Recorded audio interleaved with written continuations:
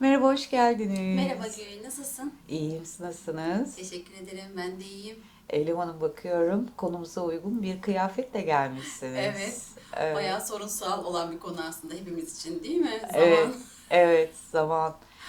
Ya bu zaman konusuna dair benim bir sorum olacak aslında size. Dinliyorum. Bir yorum yaparak soracağım Tabii ama ki. soruyu. Albert Einstein zamanın her varlık için ayrı ayrı var olduğunu Hı söylüyor. hı, Bu yüzden Einstein uzay ve zamanı birbirine bağlayarak hı hı. uzay zaman kavramını yaratmış, değil mi? Evet. Peki burada varlığın hareket durumuna göre zaman ve uzayın yavaşlayabileceğini ve buna bağlı olarak bozulabileceğini dair de bir teorisi Hı var. hı. Siz bu teoriye ve zamana dair neler Tabii. söyleyebilirsiniz? Aslında Einstein deyince akla zaten hep zaman geliyor. Kendisinin iki farklı teorisi var. Görecel zaman ve öznel zaman. Ve görecel zaman daha çok kozmik uzayla alakalı açılımlar yaparken öznel zaman ise kişinin yaşadığı zaman olarak nitelendirmeye çalışır. Bu sorunu aslında birçok bilim insanı da ve hatta felsefeciler de çok yoğun olarak işlemişler. Zaman nedir, durağan mıdır, statik midir, dinamik midir? Konular işlenmiş ama buna Einstein çok böyle keyifli bir cevap vermiş. Bunlardan birçok hikayesinde zamanı anlatmış ama bir tanesi şöyle söyler. Diyor ki zamanın görecelliği ve değişebilirliği hakkında. Kişiden kişiye nasıl değiştiği hakkında. Diyor ki düşünün ki bir adam bir kafede oturuyor. Karşısında çok güzel bir kadın. Onunla kahve içiyor, sohbet ediyor. Ve saatlerce konuşmuş. Ve çok keyif almış. Bu adama gitseniz sorsanız ne kadar zaman geçti? Belki kendisi bir dakika, belki 5 dakika diyecek ama aslında saatlerce konuşmuş olduğunu görürsünüz diyor. Ama yine başka bir insan düşünün. Üniversiteye gidiyorsunuz veya okuldasınız ve sınavınız var. Çalışıyorsunuz. Sıkılmışsınız ve saatlerce çalışıyorsunuz. Belki günlerce çalışıyorsunuz ama o sizin için saatler ve günler kavramı yıllara aittir. Yani sanki yıllar geçmiş gibi düşünebilirsiniz. Einstein böyle çok tatlı hikayeleri var. Aynı zamanda ikizler paradoksu diye bir paradoks var. Bu da zamanın genel geçer olmadığını, fizik kanunlarının her yerde aynı olduğunu, sadece insan varlığına göre değişken gösterebileceğini ve hatta kütle çekiminin, kütlesi ağır olan cismin, daha doğrusu öyle söyleyelim, zamanı yavaşlattığını söyler. Bu da Hmm. enteresan bir yaklaşım. Neden iki farklı zamandan ifade ediyor var diye söylüyor diyelim Einstein. Çünkü bir tanesinde diyor ki özellikle şöyle söyleniyor. Bir A zamanı var. Bu A zamanına dynamic tense diye ifade ediyor. Diğeri de stative tense. Stative tense durgun, durağan aslında. Dynamic ise dinamik zaman. Dinamik zaman için diyebiliriz ki geçmiş, gelecek, şimdi kavramları var ve içinde kipler de var. Yani geçmiş, gelecek ve şimdiyi nasıl ifade ederiz? Diğeri geçmiş zamanla kullanırız, işte geçmiş zamanla kullanırız ve ecak ve acaklarla kullanırız biliyorsun ifade ederken. Şimdiyi de your'larla ifade ederiz. O yüzden kipli zaman ifadesini kullanıyorlar dynamic tense'lere. Yani dinamik zamanlara. Ama durağan zamana gelince işler biraz daha karışıyor. Olaylar olur ama zaman buradan etkilenmez diye bir kavram var. Bu konu hem bilim çerçevesinde hem de filozofların konuşmaları arasında çok tartışma yaratıyor. Ben ise bu bağlamda hem Einstein'a daha yakın gözüküyorum hem Agustinus'a yakın gözüküyorum. Biraz da Newton'cıyım gibi düşünebiliriz. Neden? Bunu işte bu programda sizlerle paylaşmak isterim. Zaman her türlü hem ileri doğru hem geriye doğru hem işte yukarı ve aşağı doğru hareket edebilir veya spiral şekilde hareket edebilir. Bu onun değişkenliğini gösterir. Yani sabit değildir. Sürekli hareket halinde ve devinim halindedir diye söyleyebiliriz. Peki devinen bir şeyin devindiğine dair kavramı nasıl uyandırabiliriz kendimizde? Nasıl farkındalığına kavuşabiliriz? Deriz ki bir değişim olmak zorunda. O değişim olmadığı zaman biz devinimden bahsedemeyiz. Evet, devinen peki ne vardır? Devinmeyen ne vardır? İnsan olarak görebildiğimiz her şeyin devingen halde olduğunu kabul edebiliriz. Mesela bilim insanları bunu atomsal bazda ve kuantsal bazda irdelemişler. Ve her şeyin kendi çapında, kendi zamanında, kendi mekanında bir devingenle bir harekete sahip olduğunu söyleniyor. O zaman Agustinus da diyor ki Biz diyor zamanı şimdi olarak algıladığımızda o andır. Bir farkındalık kazandığımız andır. Gelecek ise zamanla, andaki zaman ile gelecek denilen zamanın sınırında oluşan harekettir.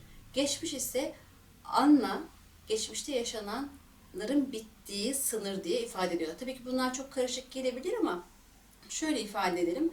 Ben şu an burada sizlerle konuşuyorum, sohbet ediyorum. Bu benim anımı ifade ediyor. Ama birkaç dakika önce konuştuğum şey benim geçmişimi, birkaç dakika sonra konuşacağım şeyler de geleceğimi ifade ediyor. O zaman ne diyeceğiz? Zaman anların toplamıdır ifadesini kullanabilir miyiz sence Gül? Evet, öyle görünüyor. Evet, zaman bence de anların toplamı. Peki uzay zaman dediğimizde ne anlayacağız? Uzay sonsuz sınırsız bir genişliğe sahip ve hatta büyümeye giden, devam eden bir oluş. Ama zaman nasıl ortaya çıktı? Evet. Zaman işte burada yine Einstein teorilerine, Newton'un teorilerine bakıyoruz. Kütle çekim kuvvetiyle alakalı bir konu. Neden? Şimdi diyorlar ki zaman oluşabilmesi için uzay denilen o çarşafın üzerine bir takım cisimlerin kendi devingenlikleriyle o cismi bükmesi gerekir. Mesela şuraya ben şöyle büktüğümde, burası uzay ya, benim büktüğüm alanın zamanı değişiyor. Ama neye göre? Benim buradaki parmaklarımın oluşturduğu kütle çekimine göre. Biraz daha detaylandıralım, daha basit olsun diye. Malum bir deney vardır, hatırlar mısınız bilmiyorum ve çok da bunun filmi de çekilmiştir, kısa filmler. Öğrencilere bir örtü tutturulur. Öğretmen gelişigüzel işte top atar, portakal atar, mandalina atar ve her biri o örtünün içerisinde farklı bir eğim ve farklı bir bükülme oluşturur, çöküntü oluşturur zamanın üzerinde. Kumaş aslında zaman. Buradaki metafor o. Ve oradaki ağırlığa göre çöküntü fazlalaşır veya daha az olur. Mesela mandalina'nın oluşturacağı çöküntü ile topun oluşturacağı çöküntü arasında fark vardır. İşte bu fark zamanın da hızlanmasını veya yavaşlamasını sağlar. Ama tüm bunun yanı sıra standart, evrende standart bir değer var. Denir ki zamanın en hızlı hali ışık hızıdır deniliyor. Bizim boyutumuza göre. O da saniyede 300.000 kilometre. Şayet biz ışık hızına çıkarsak zamanda ileriye veya geriye gidebiliriz diye bir teori var. Eğer bunu gerçekleştirebilirsek. Peki bu mümkün müdür? Ve zamanın burada geçişi nasıl olur? Yani ışık hızına çıkmış bir insanın zamanı algılayışı nasıl olabilir? Diye de sorular sorulmaya başlanmış. Burada da yine bir dönem çok meşhur olan Interstellar diye film vardı Yıldızlar Arasında. Onu seyretmişsinizdir. Bir baba, bilim insanı tabii ki, kendisi dünyanın dışındaki başka bir gezegenin olup olmadığını, yaşamın olup olmadığını keşfetmeye gider. Çünkü dünya yok olmaya doğru gitmiştir. O sırada arkasında 2 tane çocuk var. Kız ve erkek. Ve çocuklarına veda eder ve diyor ki işte belki de sen benim yaşıma geldiğinde ben de senin yaşında olacağım ve seni yine görebilirim diyor. Neden bunu söylüyor? Çünkü yapacakları yolculukta dünyadan bağımsız bir zamanda ilerleyecekler ve hatta farklı galaktik ortamlar değil aslında sistemlere, güneş sistemlerine gidecekler. Hatta belki bir kara deliğin yanından geçecekler. Tüm bunların hesaplamaları oradaki uzay istasyonundaki görevliler tarafından biliniyor.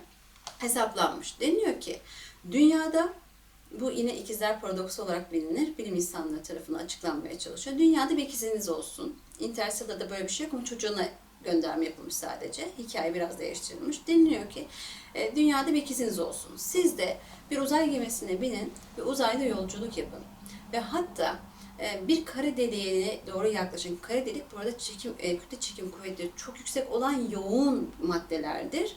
Ve oraya ışık dahi kaçamaz denir ve onun çekim kuvvetine yakalandığında her şeyi kendine çekebilir denir. Ama oradaki zaman nasıldır diye sorduğumuzda deniliyor ki olay ufkuna geliyorsunuz. Olay ufku daha nasıl anlatayım size? Kara deliğin çekim kuvvetine daha girmemişsiniz. Girmenize ramak kalmış. Girdiğiniz vakit zaten sizi çeker ve yokluğa çekilirsiniz. Veya yok olursunuz veya ne olursunuz bilinmiyor diye hala teoriler var. Evet, olay ufkuna girip orada hareket ettiğiniz, rota tutturduğunuzu düşünün ve orada siz çok hızlı bir şekilde ilerliyorsunuz. Bu ilerleme sırasında sizin bedeniniz yavaşlıyor. kalp atışlarınız yavaşlıyor. İşte nefes alışlarınız yavaşlıyor. Neye göre yavaşlıyor ifadesini kullanıyoruz? Ölçütümüz nedir? Dünyada yaşayan diğer ikizinize göre. Peki sizin nefesinizin yavaşlaması veya işte kan akışınızın yavaşlaması bir sorun oluyor mu size? Hayır, olmuyor. Çünkü siz orada bulunduğunuz ortama uygun bir yaşam sürdürüyorsunuz. Doğal olarak zaman size farklı işliyor. Olay ufkunda böyle bir hadise var. Geri döndüğünüzde, ki dönebilirseniz, ikizlerinizle aranızda yaş farkının olduğunu görürsünüz. Hikayede, Interstellar hikayesinde hatırlar mısın Gül? Adam bir şekilde kızına geri dönmek için yollar arıyor. Bir sürü gezegene gidiyor yaşamları keşfederken. Orada da zamanın göreceğiyle alakalı çok güzel kavramlar var ve görseller hazırlamışlar. Geri döndüğünde kızı 90 yaşında bir bilim insanı olarak hastanede. Ama baba hala sanki işte 7 yıllık bir yolculuktan gelmiş gibi. Ve kızıyla baktığında hani bu kızına diyor ki kusura bakma, özür dilerim ama işte zaman böyle. Ve kızının çok güzel bir şeyi var. 40 yaşına geldiğinde babasına bir video atıyor. Sen bana 40 yaşındayken burada olacağını söz ver. Ben şu an bu yaştayım, senin yaşındayım, sen neredesin? Gibi bir şey söylüyor. Şimdi bu film olarak çok güzel ama aynı zamanda bilimsel açıdan insanlara açıklama yapacak birçok kavramı da çok kolay bir şekilde anlayabileceğimiz şekilde açıklamış. O halde zaman hem gerçek anlamda değişkendir hem de öznel anlamda da değişkendir. Yaşadığımız ortamda durumlara verdiğimiz, yaşantılara verdiğimiz tepkilerin de altında zamanı algılayışımız diye yatıyor. Mesela Orta Çağ'da yaşayan bir bilim insanı olan, hatta felsefe insanı olan Agustinus'tan bahsetmiştim. O zamanı algılarken Tanrı'nın varlığından bahsediyor. Diyor ki, Tanrı evreni yarattığı için aslında zaman vardır. Doğal olarak inanç ve yaşayış şekli veya olaylara bakış açımız hani görüşümüzü etkiliyor diyoruz ama bu bağlamda baktığımızda inancı olan bir insan için Tanrı evet evreni yarattıysa ve evrenin varlığından zaman ortaya çıktıysa Tanrı bunları yaratmadan önce ne yapıyordu? Bunun cevabını aramak gerekiyor. Bunun cevabını nasıl bulabiliriz? Yani sadece bizim algıladığımız, dünyada algıladığımız veya Samanyolu galaksi içerisinde algıladığımız zamanın ötesinde başka bir zamanın da olabilme ihtimali olduğunu düşünmek gerekir. İşte Isaac Newton da burada devreye giriyor. Evet, bir zaman var ama aynı zamanda mutlak ve değişmeyen bir zaman, mutlak ve değişmeyen bir mekanın da varlığından bahseder. Ve ancak bu şekilde zamanın her şeyi kuşatan bir varlık olduğunu kabul edebiliriz. Bize yaşatılan boyutlar içerisinde bizim boyutumuzdaki zaman algısı farklıdır. Ama farklı boyutlardaki zamanların da farklı olduğunu ifade eder Newton. Tabii ki yine Einstein diyor ki, evet her şey doğru ama rastlantısal da değildir. O yüzden Tanrı zar atmaz ifadesini kullanır. Yani her şey bir yasa çerçevesinde, ilahi yasa olabilir, fizik yasası olabilir. Nereden baktığımıza göre değişir. Bir teolojik açıdan değerlendirdiğimizde ilahi yasa demeye ihtiyacı duyabiliriz. Bilimsel açıdan baktığımızda fizik yasası diyebiliriz. Ama sonuçta aynı rengin farklı isimlendirilmesi gibi konuşabiliriz değil mi bunu? Ve zamanın mutlaklığı veya mutlak olmayışı bizim o an dediğimiz dilimlerde nasıl yaşadığımızla doğru orantılıdır. Hatta şu an kişisel gelişimle ilgilenen insanlar anda kalalım, anda yaşayalım, anda olmakla kendimize daha huzur hissedeceğimiz üzerine söylemleri var. Peki bu anın anlamı nedir? Bize neyi yansıtır? Biraz da onu değerlendirmemiz lazım. Yani mutlak olan zaman an mıdır? Yoksa an şimdiki bulunduğumuz ortamda da yaşanabilir mi? Yani şu an ben anımı yaşıyorsam bir saniye sonra ben yine anımı yaşamıyor muyum? Bir paradoksu içerisinde gidip geliyoruz, değil mi? O halde şöyle söyleyebiliriz. Zaman değişkendir. Değişimi de biz neyle gözlemleyebiliriz? Nesnelerde oluşan deformasyonlarla. Mesela bu çiçek olmadan önce nasıldı? Belki bir tohum halindeydi değil mi? Onun bir toprağa ekilme süreci vardı. Süreçten geçen bir zamandan bahsediyoruz. O toprağa ekilen süreç neyse, o toprağa eken kişinin enerjisi diyelim, ekme aktifliği diyelim, sulaması, her şey bu çiçeğin şu anki bu hale gelmesine neden oluyor. Ama bu çiçeğin türü nedir? Örnek veriyorum.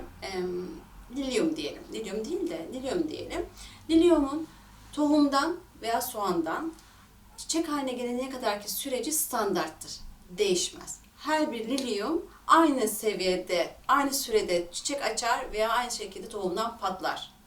5 gün, 10 gün, 15 gün, 20. gün çiçek açar. Değil mi? Veya bizden daha basit bir örnek vereyim. Hamile olan bir insan birçok evreyi birlikte yaşar karnındaki çocukla birlikte. İşte embriyo dönemi, fetüs dönemi, ondan sonra bebeklik dönemi ortaya çıkar. Sonra çocuk doğduktan sonra gençlik ortaya çıkar, değil mi? Bu süreci takip ettiğinde hepsi bir süreci ifade eder. Bunlar değişmeyen standart zamanları aslında ifade eder. Hani o stative tense dediğimiz var ya, bununla karşılık geliyor. Ama aynı zamanda bir kadın hamile kaldığında fetüsün gelişimi için gereken süre aynı olsa dahi, yani 9 ay sürede doğurması veya 9 ay 10 gün sürede doğurması gerekirken fetüsün gelişimi ve o gelişimdeki performansı bireysel olarak değişir. Anlatabildim mi bilemiyorum. Evet. Ve doğum anı 9 ay 10 gün ama standart.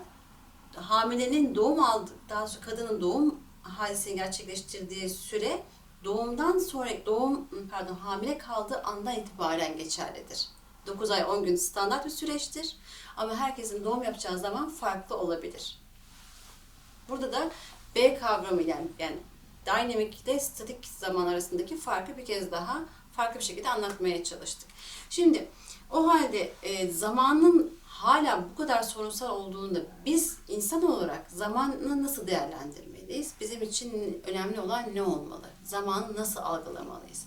Benim zamanım kendime göre farklıysa zamanımı iyi yönetebilmeliyim. Senin zamanın kendine göre önemliyse bunu farklı yönetmelisin. Zaman insanın sahip olabileceği en büyük hazine olarak karşımıza çıkıyor. Çünkü dünyada doğum ve ölüm döngüsü içerisinde bir süreç tayin edilmiş. Herkes doğar ve herkes ölür. Yani her şeyin bir sonu vardır. O zaman bu sonlu zamanlarda insanlar kendi zamanlarını nasıl değerlendireceği konusunda kendilerini keşfetme yolunda sonsuzdan sonsuza kendi anlarında ilerlerken iyice değerlendirmeleri lazım. Kendilerini gerçekleştirebilmeleri için. Araştırmalar, okumalar ve geliştirmeler sayesinde varlık kendi var olma amacını bulduğu zaman kendi anda kalma durumunu da gerçekleştirecektir bana göre. Çünkü hepimizin zamanı standart olarak değişkenlik gösterebiliyor. Sadece sabit kalmıyor. Bu arada size bir tane yazı okumak istiyorum eğer bulabilirsem. Onu da Newton'un söylediği zaman. Isaac Newton diyor ki, zamanın evrenin kök yapısının bir parçası olduğunu söyler. Zaman, olaylardan bağımsız bir boyuttur. Mutlak zaman ve mutlak mekanı anlayışı vardır. Ben bunu ilk okuduğumda o kadar heyecanlandım ki bu bakış açısı insana çok şey kazandırabiliyor. Neden? Zaman, diyor, uzaydan bağımsız, boyutlardan bağımsız bir oluştur. Yani şu an bilim insanları da şunu söylüyor. Zaman maddenin 4. halidir diyor. İşte en boy, yükseklik, yani derinlikte var ama boyut eklenince farklı olabiliyor. Düşünebiliyor musunuz? Atomsal aşamalara geldiğimizde, yani elektron, proton ve nötrona bakıyoruz. Orada bir mekan var. Orada kendilerine ait bir boyut var. O boyut eksi bilimlerle, 10 üzeri eksi 13'lerle, 10 üzeri eksi 6'larla ifade edilen bir zamandan bahsediyorum. O boyutlarda varlık hala deviniyor. Peki o elektronun hızıyla sizin hızınız arasında fark var mıdır? Bir düşünmemiz lazım. Hangisi gerçek zaman? Elektronun zamanı mı gerçek? Benim zamanım mı gerçek? Veya şöyle düşünün. Genç bir insanla yaşlı bir insanı düşünün. Genç kişi için zaman nasıl akar? Yaşlı bir insan için zaman nasıl akar?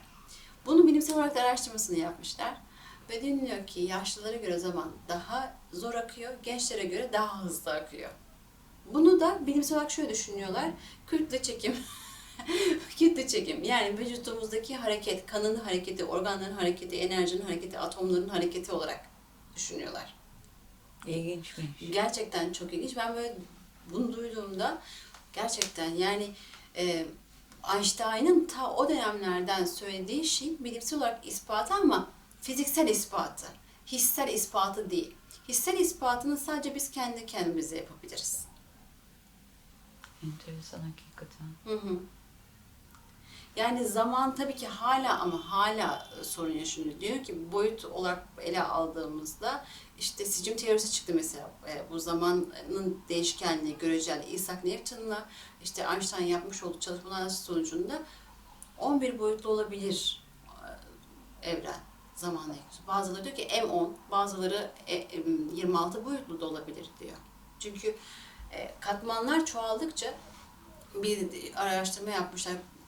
Merceklerle baya ortamları küçülterek ve büyüterek inceleme almışlar. Deniliyor ki 10 üzeri eksi 27 boyutunda bir zaman boyuta iniyoruz Aynı zamanda dünyadan evrene doğru çıkışta da ulaşılabilecek en üst seviye 10 üzeri eksi 27. Böyle bir dengenin olduğunu söylüyorlar. Ve buraların her birinin zamanının da farklı farklı algılanabileceğini söyleyebiliriz. Bunları algılamak çok zor yani, çünkü insan gördüğünü yorumlar. Evet, Göremediğimiz şeyi yorumlamak, algılamaya çalışmak çok zor. Yani beyin bir yerde tembelleşiyor. Aman ben bunu öğrenmeyeyim diyor gibi bir durum var. kendini kapatıyor bir nevi beyni Evet, orada. evet, Bu beni aşıyor diye kapatıyor. evet. Ama şöyle düşünebiliriz. İlla böyle yoğun bilgilerle muhataplar değil de işte basit, temel seviyedeki bilgilerle kendimizi geliştirebiliriz. İlla herkes zamanla ilgilenecek değil tabii ki. Veya zaman konusunu çözümleyecek zorunda değil. Zaten dünyaya baktığımızda her birimiz aynı renkte olmamız mümkün değil. Aynı renkte olsaydık şu an sen bana benzerdin, ben de sana benzerdim. Bu çiçekle benim aramda fiziksel anlamda bir farklılık olmazdı. Fiziksel dememin bir nedeni var. Ona çiçek diyebiliyorsunuz, bana insan diyebiliyorsunuz. Ona çiçek demenizin nedeni onun kimyası ve atomik yapısı. Benim de kimyam ve atomik yapım biraz farklı. Ama biz belli bir oranda bu çiçeği büyütsek, yakınlaştırsak kendimize merceklerle, onun ulaşabileceği noktayla bende ulaşabileceğiniz nokta aynı oluyor. Ne demek istiyorum? Onda da atomları göreceksiniz, bende de atomları göreceksiniz. O yüzden mesela sicim teorisi çıkıyor. Her şey aynı hattın üzerinde varlığını sürdürüyor. Ve hepimiz aslında formal açıdan birbirimize çok benziyoruz. Hayvanla insan arasında fark yok. Hayvanla bitki arasında fark yok. Atomik bazda söyleniyor. Aslında hepimiz özde biriz. Temele indiğimizde hepimiz bir enerjinin bütün farklı yansımalarıyız diye de karşılık buluyor. Zaman konusuyla çok alakalı değil ama söylemek istiyorum. Mesela, İç içe. hepsi tabii iç içe. DNA'larımıza baktığımızda da çok büyük benzerlikler var. Mesela muz DNA'sı ile insan DNA'sının aslında birbirine en yakın DNA'lar olduğu söyleniyor. Doğru. İşte domuzda da insan DNA'sı, fareyle insan DNA'sı, hayvansal olarak da baktığımızda öyle söyleniyor. Bu konuyu evrimsel açıdan ele alarak çok daha güzel açıklayabiliriz. Bunu da işleyeceğiz değil mi tabii konularımızda? Tabii ki işlemeliyiz. Çünkü evrim birçok insan için hala kabul edilebilir bir durum değil. Ama bir önceki programımızda dünyanın oluşumunu anlatırken evrimden çok kısa bahsetmiştik. Evrimin neden gerekli olduğunu ve evrim dediğimiz şeyin aslında ne olduğunu, hem insanın veya bilincin tekamülüne biz evrim diyebiliriz, bilinç evrimi diyebiliriz. Ama aynı zamanda fiziksel evrimden de bahsetmiştik ki o da uzun vadelerde görünebilen bir evrimsel oluş. İşte bizim şu an senin bahsettiğin uzun vadede DNA'nın yapısının değişmesiyle veya DNA'nın ortaya çıkması, hatta onun öncesinde RNA'nın, hatta onun ötesinde atomun, elementin ortaya çıkmasıyla başlayan bir hareketin neticesinde aslında bu çeşitlilikten bahsedebiliriz. Yani bu çoğulluk nereden var, nasıl var? İlk DNA neydi, nasıl ortaya çıktı, tek bir tane mi DNA vardı diye bakabilirsiniz, düşünebiliriz. Bu konunun cevaplarını ilerleyen zamanlarda vereceğiz ama evrim zaman karşılığıyla baktığımızda en uzun anları kapsayan bir oluş halidir evrim. Hem bilincel hem de fiziki evrim için aynı şeyi söyleyebilirim. Ve devam eden bir süreçtir. Bir sonraki programda belki bunu işleriz. Sizlerin de yorumlarını ve görüşlerini merak ediyorum. Aşağıda yorum ve görüşlerinizi bırakmayı unutmayın. Bir sonraki programda sizlerin soru ve görüşlerinize yer vermeyi çok isterim ve cevaplamak da beni mutlu edecektir. Şimdilik kendinize iyi bakın. Hoşça kalın.